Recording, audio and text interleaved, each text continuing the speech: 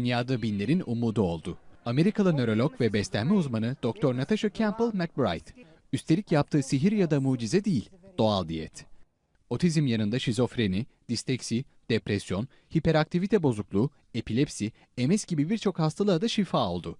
Hepsinin kaynağını aynı yere bağlıyor doktor. Bozuk bağırsak florası nedeniyle beynin toksinleşmesi.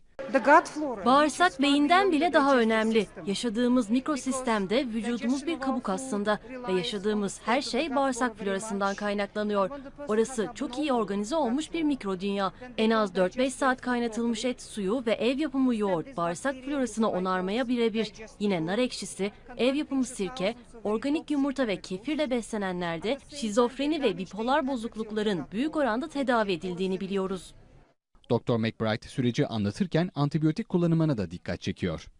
Antibiyotikler fazla kullanılırsa beyni bitirir. Yediğimiz yiyecekler ve çevredeki toksik yük hangi hücrelerin baskın kalacağını ve hangi kanser hücrelerinin uyanacağını belirliyor. Kanser, MS gibi rahatsızlıklar böyle oluşuyor.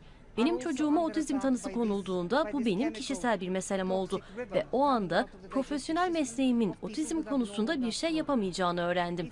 Bunu asla kabul edemezdim ve araştırmalarıma hız verdim. O zaman fark ettim ki otizmli çocukların hepsinin bağırsak florasında problem var ve anladım ki bu florayı iyileştirirsem otizm de yok olacak. Şimdi otizm teşhisi konan çocuğum 21 yaşında, Cambridge Üniversitesi'nde okuyor ve çok sağlıklı.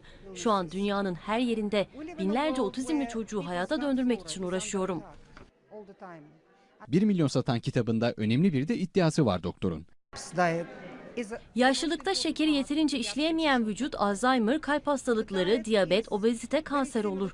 Bütün hastalıkların temeli şeker aslında. Hazır gofret, dondurma, enerji içecekleri, gazlı içecekler, irmik, jöle, krema, işlenmiş et ürünleri, konserve sebze ve meyvelerden uzak durun. Onun yerine bol bol balık tüketin.